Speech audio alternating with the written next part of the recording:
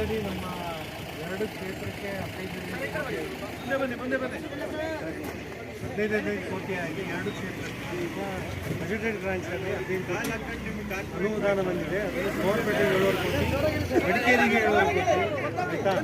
ಅದರಲ್ಲೀಗ 7 ಕೋಟಿ ಮಡಿಕೇರಿ ತಾಲೂಕಿಗೆ ಅನುದಾನ ಬಂದಿದೆ. 7 ಕೋಟಿಯಲ್ಲಿ ಬರೀ 3 ಕೋಟಿ ಇದೇ ರೋಡಿಗೆ ಗ್ರಾಮಸ್ಥರಿಗೆ ಭರವಸೆ ಕೊಡಬೇಕು. 7 ಕೋಟಿ ನಮಗೆ 35 ವರ್ಷದಿಂದ ಇದೇ ಗತಿ. 3 ಕೋಟಿಗೆ ಪ್ಯಾಚ್ ವರ್ಕ್ ಮಾಡ್ತೀರಾ?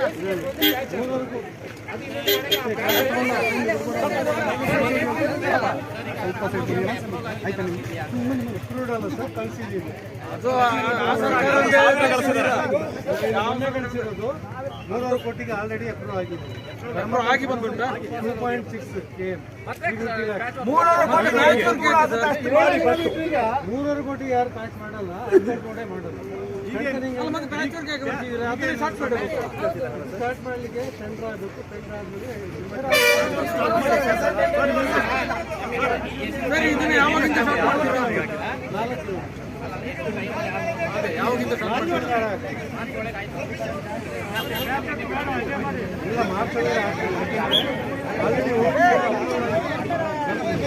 ನಮಗೆ ಗುಂಡಿ ಮುಚ್ಚಿದೆ ಸಾಲದು, ಹೋಗಿದೆ ಬರೀ 10 ಅಡಿ ಮಾತ್ರ ಬಾಕಿ.